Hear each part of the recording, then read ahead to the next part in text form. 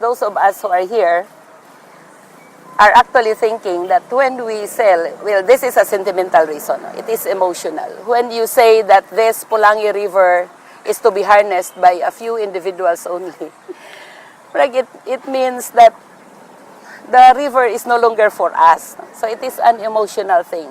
No one should say that this is mine. No? This is only for a few.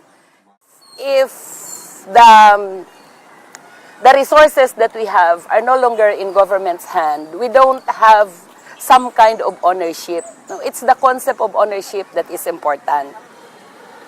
So when it is in private hands, it means, for us, it means that we are no longer entitled to the resource. That's why it is an emotional issue also. It is an emotional issue.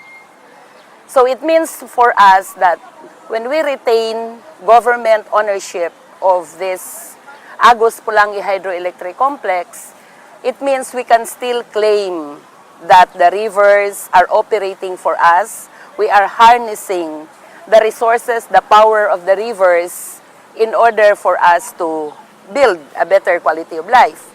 So if it is in other hands, then it means there are there is already a hands-off quality. The other thing is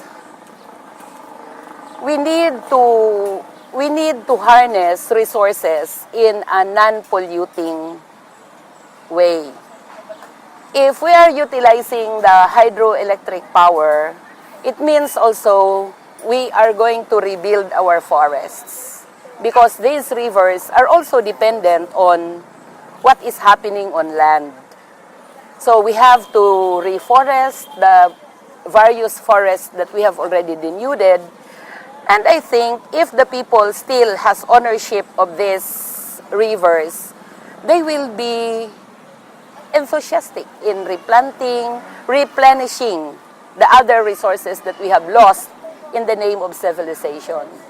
So in that manner, we're going to, you know, as a whole bunch or as a group of inhabitants, we will have it in us to really work for the rebuilding of our forests so that we can sustain the rivers. Which means to say that it would be a rallying point. No? It would be a rallying point for the people of Mindanao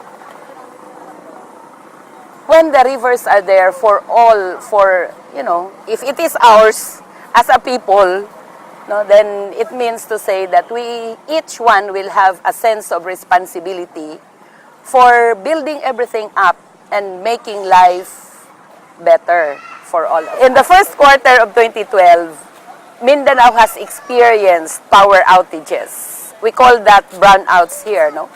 But it has become massive, it has become frequent. But data tells us that there is no economic activity that is equivalent to the possible reason for the shortage in power. Data also tells us that there is no reason for an increase in demand, which is usually the reason they tell us why there is power outage. So what does that mean?